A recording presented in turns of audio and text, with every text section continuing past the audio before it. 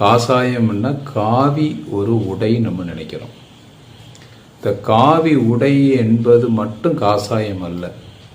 காசாயம் என்பது நம்மளுடைய பிராணன், அல்லது உள்கதியிலே எப்போதும் அந்த ஒளி எனும் கதியில இருப்பவர் என்று அர்த்தம். சுசுமனை சுவாசத்தை காசாயம் என்று பெயர் இருக்கு. அப்போ அகத்தியர் அந்த நிலையை முதல்ல உணர்ந்த பிறகுதான்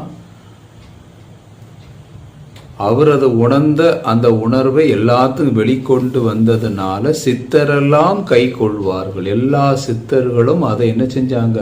அவர் மூலமாக அந்த முழுமையான உபதேசத்தை உள்ள இருக்கக்கூடிய பிராணனுக்கு அடுத்த நிலையா இருக்கக்கூடிய அந்த சிவகதியைத்தான், அந்த ஒளி கதியைத்தான் காசாயம்னு சொல்லுவோம். இந்த காசாயம் பூணணும் அப்படின்னா நமக்கு 3 விதமான நம்முடைய சுவாசங்கள் நடக்குது.